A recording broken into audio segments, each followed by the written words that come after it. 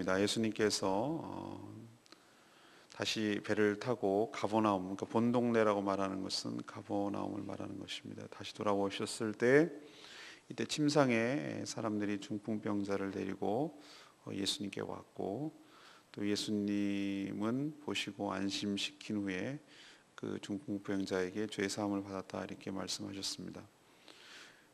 이런 말을 듣고 서기관들은 속으로 예수님이 신성을 모독하는 것이다 이렇게 비난을 했고, 예수님은 그들의 마음을 이미 간파하시고 이렇게 묻습니다. 죄 사함을 받는 것과 병 고침을 받는 것 중 어느 것이 쉽겠느냐 이렇게 물으신 후에 자신이 죄 사함의 권능이 있음을 보여하신다면서 그 중풍병자에게 명하여 상을 들고 집으로 가라 이렇게 명령하셨고, 그 명령대로 이루어진 것을 볼 수가 있습니다.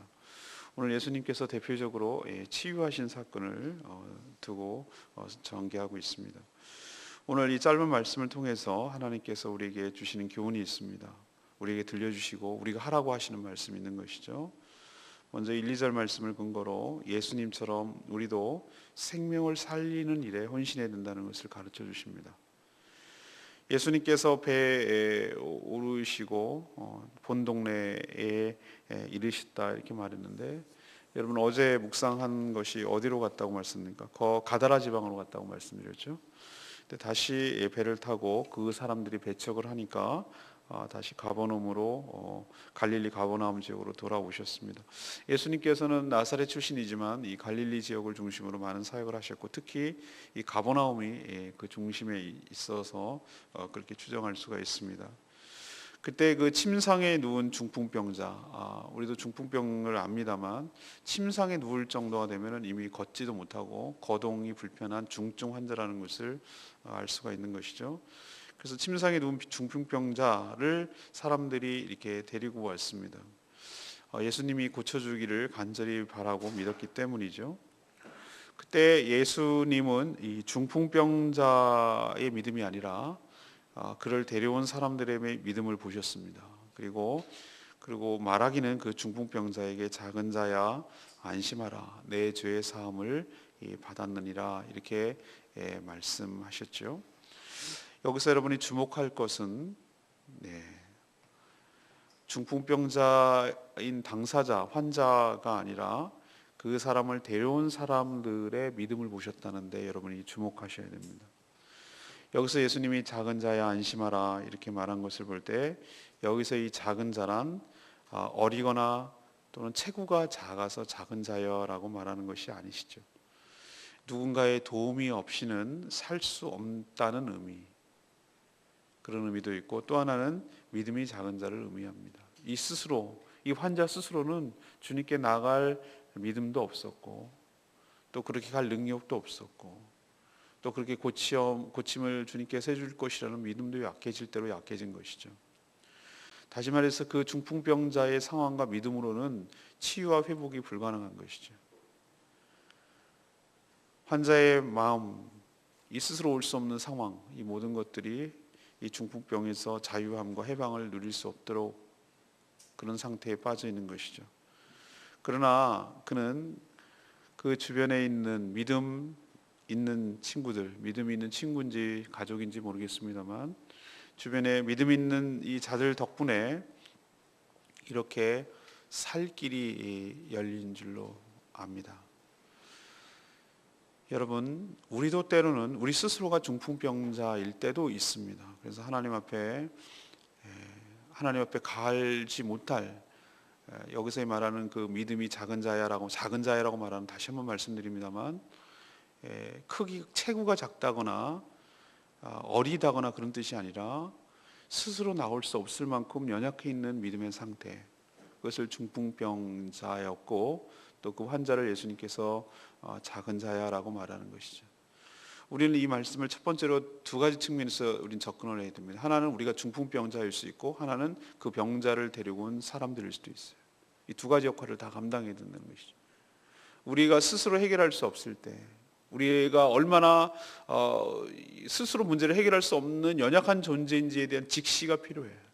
그런 인식이 필요하고 인정이 필요합니다. 우리가 하나님 앞에 고침을 받고 해결되기를 바라는 것 첫 번째 단계가 뭐냐면은, 아직도 내가 멀었다라는 생각이 드는 게 뭐냐면은, 이런 사람은 멀은 거예요. 내 스스로 해결할 수 있다. 내가 돈을 가지고 좋은 의원을 사고 내가 열심히 기도만 하고 내가 어떻게 하면은 내가 막 간절히 금식기도 하고 막 이를 악물고 기도하고 그러면 하나님도 감동할 것이다. 내 기도를 들어주실 것이다. 근데 저는 그렇게 기도하는 사람들을 보면 아직도 멀었구나, 이런 생각이 드는 것이죠. 하나님께서 역사하시고 여러분에게 은혜를 베푸시고 고침을 주실 때에 가장 어떤 상태가 되어야 되냐면, 하나님, 저는 아무것도 할 수 없습니다. 하나님만이 내 삶의 문제를 해결하여 주실 줄로 믿습니다. 전 두 손 두 발 다 들었습니다. 이거는 자포자기고 될 대로 되라는 개념이 아니라, 이 내 삶의 문제는 내 스스로는 어떻게 해볼 수가 없는 문제이고, 난 이대로 살다 죽을 수밖에 없는 절망 가운데 있는데, 하나님, 주님만이 희망이고 저는 아무런 능력도 없고 아무런 공로도 없고 주님의 자비와 긍휼이 아니면 내 문제에서, 이 문제에서 해결받지 못하고 구원받지 못할 존재입니다 라고 인정하고 시인하고 주님 앞에 울기만 하고 아무것도 내세울 것 없어서 주님의 자비와 긍휼만 바라는 상태, 그 상태가 될 때 비로소 하나님께서 여러분의 삶에 개입하시고 은혜를 베풀어 주실 줄로 믿습니다. 근데 그게 아니라 아직까지도 내 힘으로 뭘 해볼 수 있다라고 착각하면은 아직도 그 기운이 빠질 때까지 하나님께서 놔둘 수도 있겠다는 생각이 드는 것이, 제가 요즘 와서 많이 깨닫는 바는 그것입니다. 자꾸 아는 듯 하면서 자꾸 놓치는 것이 있어요. 그것은 무엇이냐? 인생도 목회도 하나님의 은혜로 하는 줄로 믿습니다. 머리로는 알죠. 근데 우리는 그런 알면서도 때로는 내 힘으로 하는 거지, 내가 하는 만큼 되는 거지, 이런 착각을 빠질 때마다 하나님께서 교훈해 주시고 가르쳐 주시고 깨닫게 해주세요. 네가 하는 거 아니다, 내가 하는 것이다. 너는 거들 뿐, 너는 하나님만 의지할 뿐, 네가 할 수 있는 건 아무것도 없다. 전적으로 하나님께서 하신다라는 것을 또 한 번 깨우쳐 주시고 또 한 번 가르쳐 주시고 또 한 번 그것도 가르쳐 주시는 것조차 은혜일 줄로 믿습니다. 여러분의 삶에도 이런 정말 겸손한 믿음, 하나님만이 내 인생의 주인 되신다는 믿음, 하나님만이 내 인생을 해결해 줄 수 있는 유일한 분이라는 것, 나는 내 힘으로 향할 수 없다라는 것, 천부의 의지 없어서 두 손 두 발 다 들고 주님 앞에 나옵니다 라는 겸손한 마음이 있을 때 여러분의 삶에도 하나님이 개입하실 줄로 믿습니다. 그때 비로소, 기운 빠졌을 때 비로소. 두 번째는 다른 측면에서 접근해 봅시다. 중풍병자를 데리고 온 이 사람들의 믿음이에요. 우리는 두 가지 다 될 수 있다고 말씀드렸죠. 예수님께서 주목하신 것은 이 중풍병자의 믿음을 보신 것이 아니고 그를 데려온 사람들의 믿음을 보셨어요. 왜? 이 중풍병자가 자기 힘으로는 어떻게 해볼 수도 없고 갈 수도 없어. 중풍병자가 누워있는데, 침상에 누워있는데 어떻게 움직이겠어요 스스로. 얘는 갈 수 없다는 걸 알아. 그렇지만 우리가 성하지 않냐, 우리가 멀쩡하지 않냐, 우린 두 팔 두 다리가 있지 않느냐, 얘를 들고 침상지 들고 주님께로 가기만 하면, 주님을 만나기만 하면 이 환자가 나을 줄로 믿습니다. 이런 믿음이 있었어요. 예수님이 주목하신 것은 이 환자의 믿음이 아니라 그를 데려온 자의 믿음인 줄로 믿습니다. 우리에게 요구되는 것이 뭐냐고요? 두 가지 측면이 있다고 말씀드려요. 우린 중풍병자의 측면이 아니라 이번에는 데려온 사람들의 입장을 한번 보십시다. 우리가 바로 데려온 사람 같은 입장에 서서 그런 믿음을 가지고 내 주변에 죽어가는 사람들을 주님께로 인도하는 역사를, 주님께로 옮기는 역사를, 그런 힘을, 그런 수고로움을, 그런 헌신을 우리가 가지고 갈 때, 그런 믿음을 가지고 주님 앞에 내어놓을 때, 그를 주님 앞으로 데려갈 때 하나님께서 놀라운 역사를 일으켜 주실 줄로 믿습니다. 이걸 우리에게 요구하는 것이에요. 그러나 안타깝게도 우리 주변에는 중풍병자가 없다라고 말하지 마십시오. 알고 보면은 여기서 말하는 중풍병자 이 메타포 은유는 환자만 의미하는 것이 아니라 영적으로 그렇다는 얘기고, 물질적으로 그렇다는 얘기고, 관계적으로 그렇다는 얘기고, 실제로 질병으로 그렇다는 얘기고, 경제적으로 그렇다는 얘기고, 어떤 의미에서는 어떻게 자기가 스스로 해볼 수 없어서 이러고 침상에 누워가지고 꼼짝도 못하는 중풍병자가 내 주변에 있을 수 있어요. 그때 우리에게 요구하는 게 뭐냐고, 예수님께서 오늘 질문하고 도전하고 계세요. 너는 그런 상황이 있을 때는 어떻게 하려고 묻는 거예요. 알아서 하겠죠, 뭐 그건 자기 인생이지 뭐. 이 사람은 스스로 못 가니 우리가 힘을 거들어서 네 기둥이 하나 잡고 나 기둥이 하나 잡고 우리 4명이 들고 침상 들자. 그리고 주님 앞에 데려가자. 얘가 예수님을 만나기만 하면, 주님께 나아가기만 하면 우리가 분명히 우리 힘이 아니라 우리가 할 수 있는 것은 얘를 들어다가 주님 앞에 내어놓는 것밖에 없고 주님이 이 사람의 문제를 해결하여 주실 줄로 믿습니다. 그러니 내가 그 수고로움을 감당하기를 원합니다.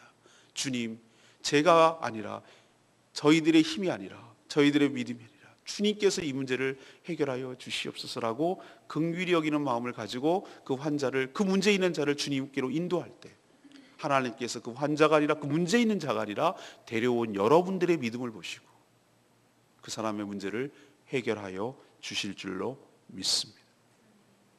주일날 설교 말씀드렸죠. 우리 인생이 뭐가 진짜 가짜냐고요? 여러 가지 말씀드렸죠. 자기 희생과 자기 부인이 있는가? 두 번째가 뭐였습니까? 내가 생명을 살리는 일에 힘쓰는가? 생명을 살리고 풍성하게 하는 일에 힘쓰는가? 아닌가? 바로 제가 말한 두 번째가 여기에 해당되는 것이, 우리 삶의가 진짜냐 가짜냐, 정말로 저 사람이 예수 그리스도를 믿느냐, 예수의 제자로 살아가느냐 아니냐를 뭘로 시금석으로 나타내겠습니까?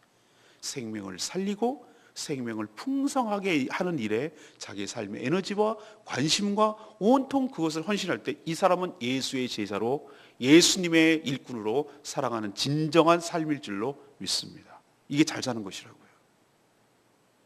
여러분도 생명을 살리고 생명을 풍성하게 하는 일에 헌신하는 여러분 되시기를 간절히 바랍니다. 이게 바로 예수님이 이 땅에 오신 이유고 예수의 제자다운 삶이란 뜻이에요. 두 번째 얘기 드리죠. 3절에서 6절까지 말씀. 예수님은 죄를 사하해 주실 수 있는 하나님이시라는 것을 가르쳐 줍니다. 예수님은 중풍병자를 고치는 그 현장에 누가 있다는 것을 알고 있었냐면은 서기관들이 이미 그 현장에 있다라는 것을 의식하고 계셨어요. 알고 계셨어요. 그들의 속마음을 간파하는 걸로 봤을 때 이미 예수님은 알고 계셨어요. 그래서 그 중풍병자에게 뭐라고 했냐면 일어나라 또는 고쳐주리라, 이제는 나았으니 걸어가라, 이 말부터 하지 않으셨어요. 이 같은 말씀을 하지 아니하시고 의도적으로 일부러 죄의 사함을 받았느니라 이렇게 말씀하셨어요. 왜 그게 의도적이라는 걸 알 수 있냐면 그 뒤에 말 보면 알아요. 그 뒤에 어떤 사태가 전개될지 예수님은 다 간파하고 계셨어요. 이 말이 떨어지자마자 기다렸다는 듯이 서기관들은 속으로 대놓고도 얘기 못해요. 뒤에서 꿍시렁꿍시렁 거리는 거죠. 이 자가 신성모독을 하는구나 이렇게 비난하고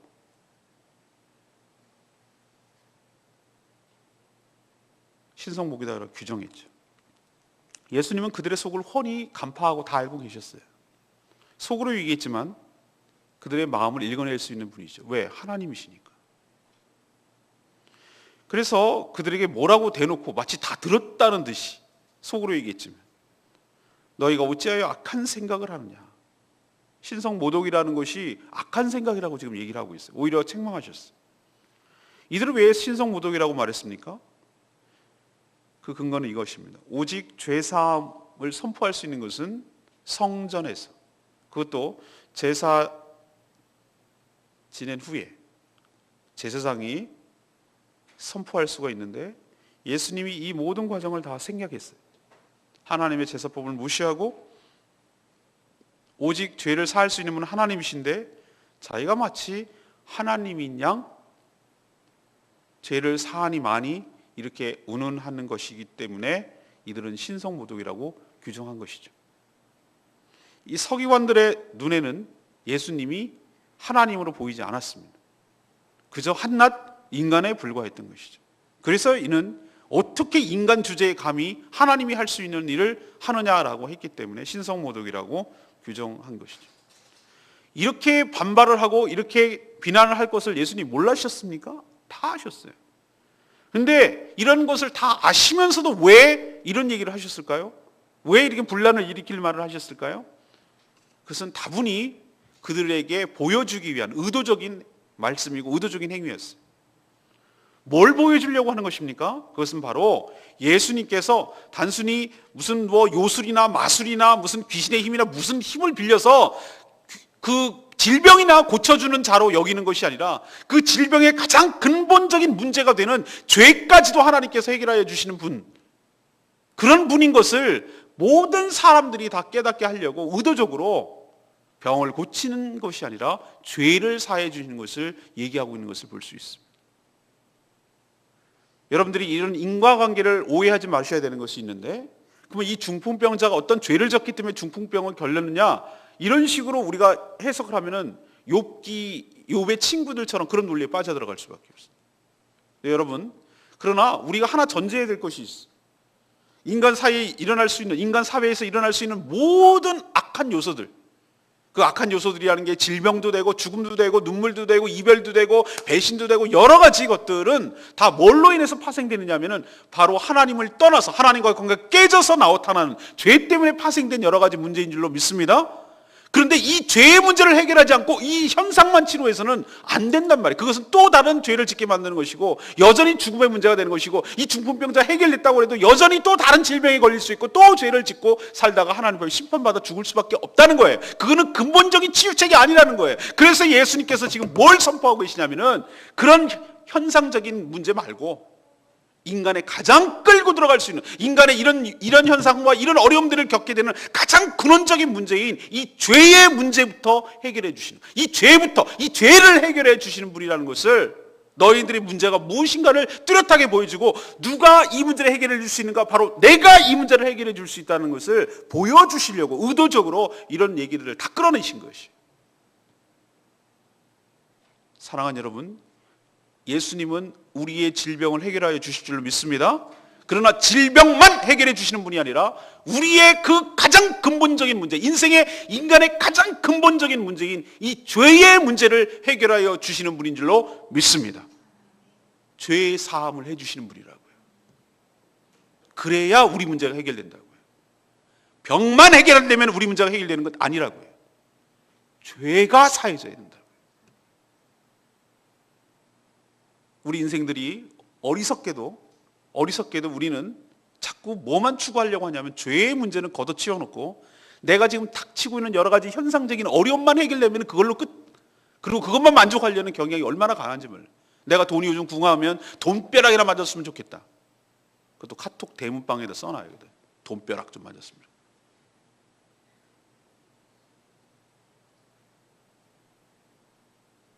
애들 승진했으면 좋겠다. 뭐 남편 승진했으면 좋겠다.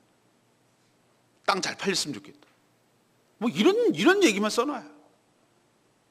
사랑하는 여러분, 주님께서 여러분을 그 문제를 해결 못하시는 분이 아니라는 걸 줄 믿습니다.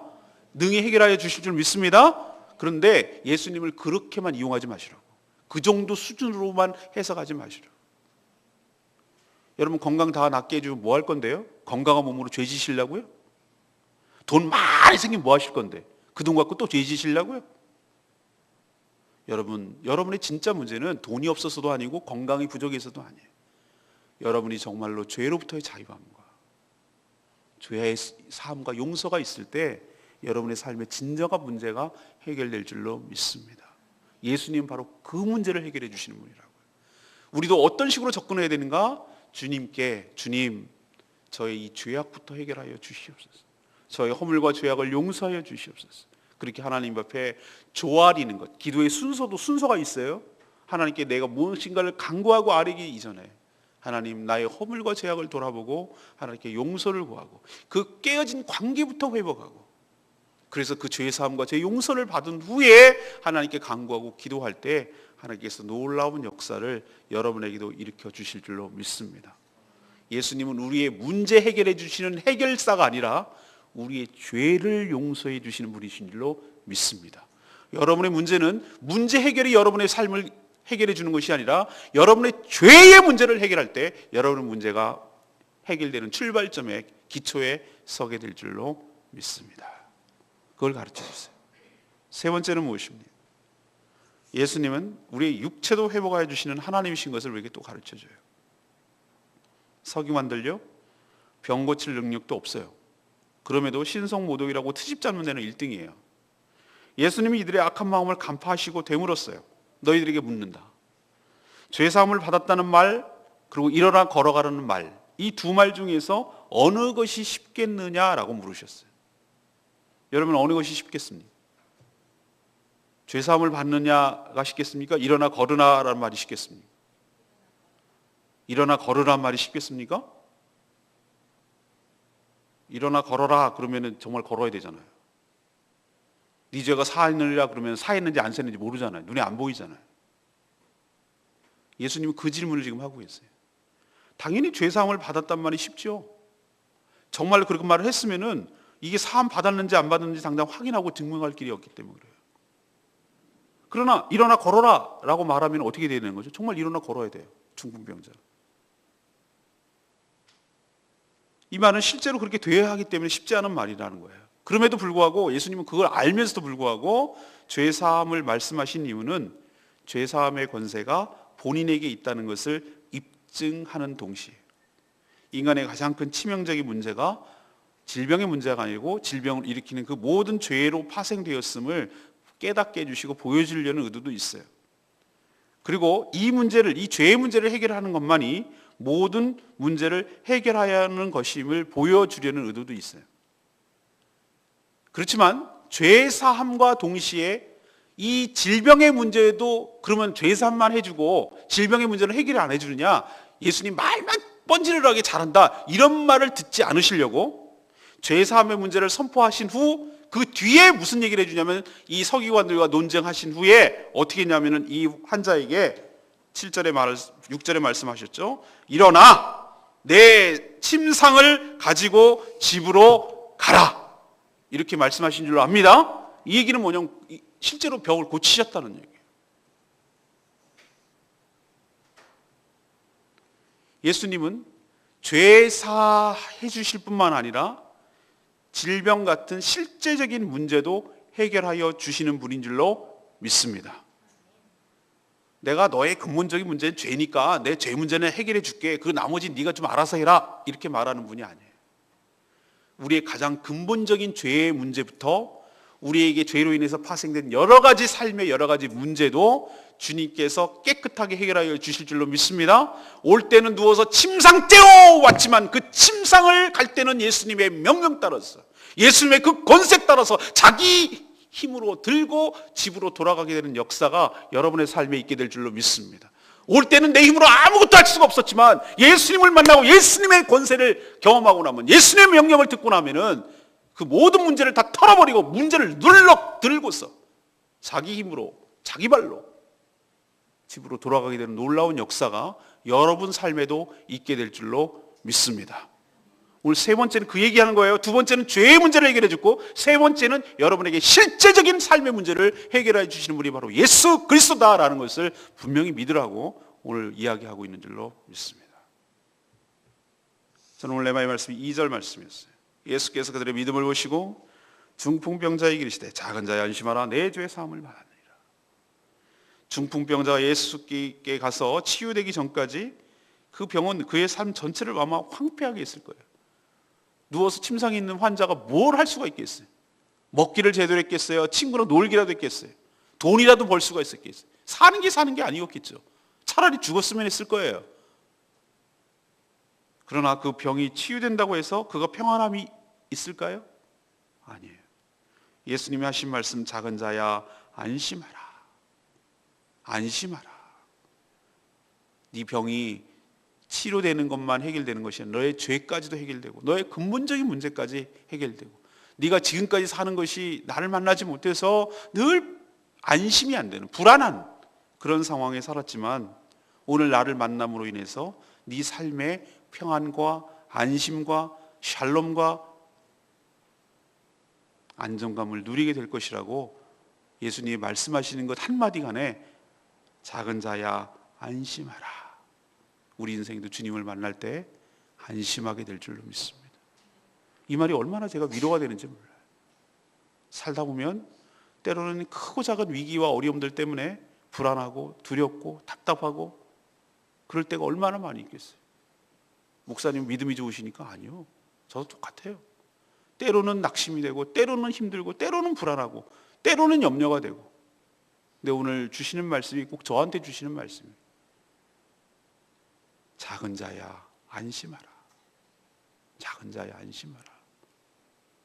제가 아까 서두에도 말씀드렸습니다만 제가 큰 자일 줄로 착각하면 하나님께서 꼭 작은 자라고 가르쳐 주셨어요. 작은 자야. 아, 그렇지. 제가 작은 자입니다. 하나님만이 하실 수 있습니다. 근데 저보고 책망하시는 것이 아니라 나무라시는 것이 아니라 넌 그거밖에 안 되냐 너? 이렇게 하나님께서 저를 책망하고 아이고 이렇게 저를 막 나무라시는 것이 아니라 저한테 그냥 주시는 위로의 말씀이에요. 작은 자야, 내가 널 알지. 안심해라. 밑도 끝도 없이 뭘 안심해요? 내가 네 문제를 알고 있고 내가 해결해 줄 테니 너는 걱정하지 말고 안심해라, 그 얘기예요. 전 이 말씀이 그렇게 좋더라고요. 오늘 묵상하는 중에 너의 죄의 사함을 받았느니라. 이 말에서 저는 큰 위로와 큰 복음을 들었습니다. 우리의 인생에서 예수님의 이런 말을 듣지 않는다면 이게 사는 게 아니다, 이런 생각을 내가 요즘 많이 합니다. 어디서 우리가 안심을 받을 수가 있고 어디서 우리가 위로를 받고 어디서 우리가 안정감을 누릴 수가 있겠어요? 우리의 삶의 안정감은 우리의 능력이 아니고 우리가 벌어놓은 돈이 아니고 우리의 기술이 아니고 예수 그리스도께서 우리의 안정감의 근거가 되는 줄로 믿습니다. 예수님이 하신 말씀이 천만금보다 누구의 위로보다 내가 통장에다 10억을 넣은 것보다 훨씬 더 진짜로 안심이 돼요. 주님은 이 모든 상황을 알고 계시고 친히 이 문제를 해결해 주실 분인 것을 제가 알고 믿기 때문에 친히 저한테 귀에다가 이렇게 듣고 얘기를 해 주시는 거예요. 저는 어떻게 해서 하나님의 음성을 듣냐면은 말씀을 통해서 들어요. 말씀을 통해서 하나님께서 저에게 해주세요. 어떤 분은 꿈과 환상을 보는데 제일 확실한 말씀은 말씀을 통해서 하나님의 음성을 듣는 거예요. 오늘 저에게 주시는 말씀이었어요. 여러분은 각자에게 오늘 쭉 전개되는 말씀 속에서 레마의 말씀이 다 다를 거예요. 그러나 저는 오늘 2절 말씀이 그렇게 크게 와닿더라고요. 하나님께서 오늘 묵상하고 말씀을 준비하는 가운데 아, 그렇구나, 이건 저에게 주시는 말씀이구나. 하나님, 제가 작은 자인 것을 고백합니다. 제가 사실은 목사이지만 너무 작은 자입니다. 믿음이 없습니다.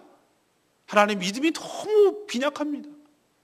하나님, 늘 불안해하고 늘 염려하고 늘 걱정하고 늘 이런 자입니다. 하나님, 인정합니다. 주님, 저에게 안심을 주시옵소서. 저에게 평안함을 주시옵소서. 주님이 저의 안정감의 근거가 되어 주시옵소서. 주님이 저의 삶의 근거가 되어 주시옵소서. 이렇게 하나님 옆에 오늘 주시는 말씀으로 위로를 얻고 용기를 얻고 힘을 얻는 것이에요. 주님은 이런 식으로 저에게 적절한 때에 적절한 방법으로 우리에게 말씀해 주시고 힘과 용기를 주시는 분인 줄로 믿습니다. 다 해결돼도 마음이 불안하면, 주님이 안 계시다고 느끼면, 주님과 동행하지 않는다는 느낌이 들면 이것처럼 불안하고 이것처럼 조마조마한 게 없어요. 그러나 상황은 거꾸로 가는 것 같고 상황은 더 안 좋아지는 것 같아도 주님이 나와 함께 하시다는 확신이 설 때, 주님의 이 말을 들을 때 그렇게 안심이 되고 그렇게 평안할 수가 없어요. 이것이 바로 가장 큰 축복인 줄로 믿습니다. 바로 여러분에게도 동일한 말씀을 예수님이 전해주셨으면 좋겠어요. 작은 자야, 안심하라. 오늘 우리 한 올 살면서 얼마나 힘들고 어려운 일들이 여러분 많았겠어요. 오늘뿐만 아니라 여러 가지 최근에 살면서 얼마나 힘들고 어려운 일이 많았겠어요. 불안한 일이 많아요. 염려와 걱정이 되는 것이 많아요. 이거 도대체 어떡하나? 내 인생 파산되는 것 아닌가? 내 인생 이러다가 정말 끝장나는 것 아닌가? 이런 문득문득 섬찟섬찟 놀래고 어렵고 힘들 때가 여러분 삶에 얼마나 많겠어요. 근데 오늘도 여러분에게 귀에다 대고 주의 종의 입술을 통해서 여러분에게 말씀, 여러분의 심령에다가 주님이 말씀하고 계십니다. 여러분 귀에다 대고 말씀하고 계시요. 작은 자야, 안심하라. 내가 너를 안다. 내가 너를 구해줄 것이야. 너의 질병, 그리고 너의 그 문제가 되는 죄의 문제 용서해주고 너의 침상을 들고 가게 해줄 터이니 불안에 떨지 말고 두려워하지 말고 염려하지 말고 안심하라. 이 말씀 붙드시고 승리하시는 여러분 되시기를 간절히 바랍니다. 오늘 제가 3가지 말씀드렸어요. 우리가 어떻게 해야 된다고요? 생명을 살리고 생명을 풍성하게 하는 일에 헌신하시기를 간절히 바랍니다. 여러분이 중풍병자인 거 인정하십시오. 내 힘으로 행할 수 없는 거 여러분 인정하십시오. 그러나 그 환자를 데리고 온 믿음을 보시고 구원해 주셨던 것처럼 여러분이 그 데리고 온 환자 친구들이 되어주시길 바랍니다. 주변을 돌아보시고 그런 사람이 있으면 주님께로 인도하는 여러분 되기를 바랍니다. 이게 주님의 제자이고 주님의 종의 삶일 줄로 믿습니다. 이것 때문에 예수님이 이 땅에 오신 줄로 믿습니다. 내 인자가 온 것은 생명을 살리고 생명을 풍성하게 하려 함이라. 우리도 그 길을 걸어가야 될 줄로 믿습니다. 두 번째 얘기는 뭡니까? 예수님 뭘 사해 주신다고요? 우리의 죄를 사해 주시는 것이에요.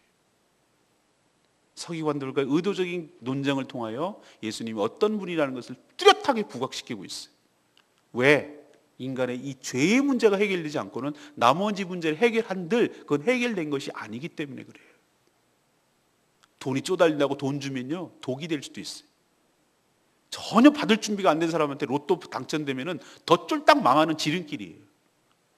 질병에 걸려서 시름시름하는 사람들에게 건강을 되찾아주면요 이게 축복이 아니라 독일 수 있어요. 그 건강을 가지고 더 많은 죄를 짓고 하나님이 심판을 받을 수 있어요. 여러분, 여러분의 피상적인 문제 해결이 여러분의 축복이 아닌 줄로 압니다.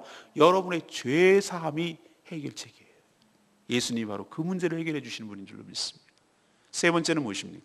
그렇다고 말만 너의 죄만 사해 줄게 나머지 현상적인 문제는 네가 알아서 해. 노! 죄 사해 주시는 능력도 있고 여러분의 삶의 문제를 그것이 어떤 유형이 것이건 간에 그 문제도 친히 해결하여 주실 줄로 믿습니다. 예수님 오기 전에 침상죄로 내 의지와 상관이 없이 이렇게 끌려왔지만 예수님을 딱 만나고 나서는 예수님의 말씀을 듣고 나서는 예수님의 이 말씀 소자야 네 침상을 들고 집으로 돌아가라. 이 말씀을 듣고 나서는 여러분의 삶이 확 달라지게 될 줄로 믿습니다. 이런 능력이 있는 분이기 때문에 오늘 예수님은 자신 있게 여러분에게 말씀하시는 거예요. 이 소자야 작은 자야 안심하라. 내가 너를 치료할 것이야. 내가 너의 병을 고칠 것이야. 그리고 너의 모든 죄를 사하노라. 여러분들 이 말씀 붙드시고 낭망하지 마시고 좌절하지 마시고 주저앉지 마시고 두려워하지 마시고 주님께서 이렇게 나와 함께 하신 줄로 믿으시고 소망을 가지시고 용기를 가지시고 다시 일어서셔서 맞서 싸워나가며 이겨내시기를 간절히 바랍니다. 오늘 말씀 붙들고 기도하기 전에 우리 23장 부르고 기도하겠습니다.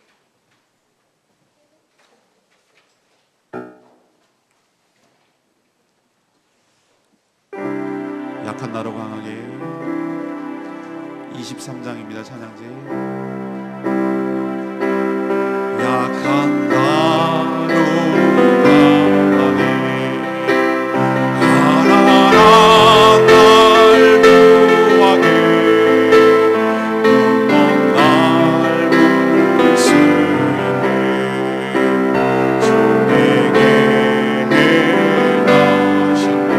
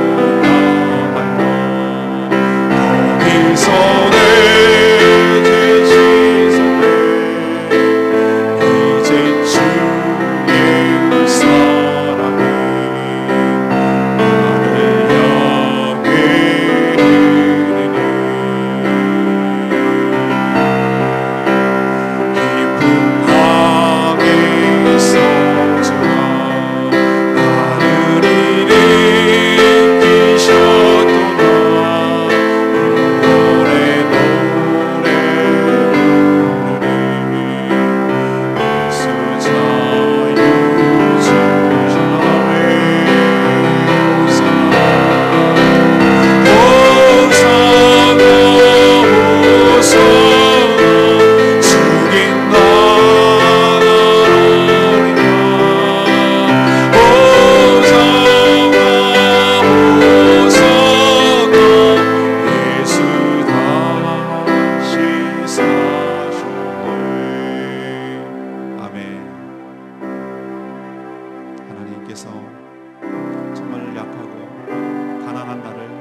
하시고 구하게 하시고 눈멀고 별들고 꼼짝할 수 없는 자들 모든 삶의 문제를 해결해 주시고 은혜를 베풀어 주신 줄로 믿습니다. 그 주님의 사랑이 나를 흘리기에 내 모든 죄가 사해지고 내 모든 삶의 문제가 해결된 줄로 믿습니다.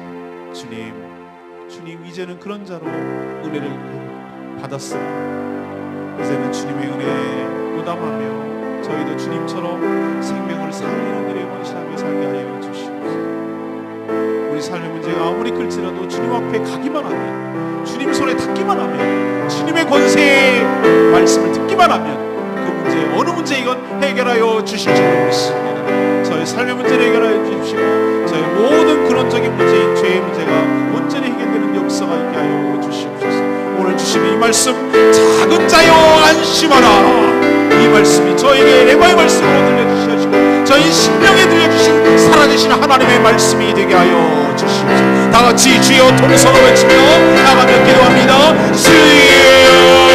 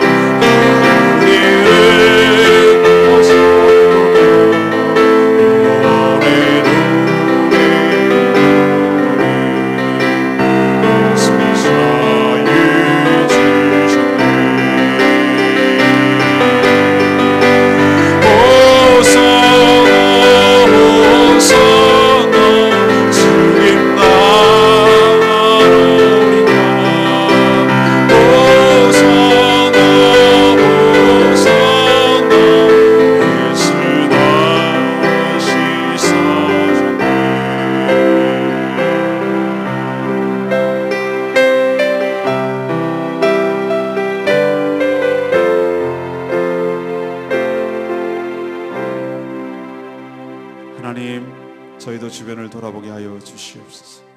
우리의 도움을 필요로 하는 자들을 데리고 주님께로 인도하여 그 병도 고침받고 복음을 통하여 예수 그리스도의 능력을 통하여 그 죄도 사함받게 하여 주시옵소서. 저희들에게 예수님만이 생명을 살리고 풍성하게 하시는 분임을 믿는 견고한 믿음을 주시옵소서. 예수는 우리의 질병은 물론 우리의 근본적인 문제인 죄 또한 용서해 주시는 분인 줄로 믿습니다. 십자가에서 그 죄값을 치러 해결하여 주신 줄로 믿습니다. 이 죄의 문제를 해결함으로 우리 삶에 진정한 평화와 평안을 주시는, 누리게 하시는 분인 줄로 믿습니다. 오늘 우리에게 귀에다 대고 들려주시는 이 말씀, 작은 자야 안심하라, 작은 자야 안심하라. 하나님, 저희가 작은 자임을 고백합니다.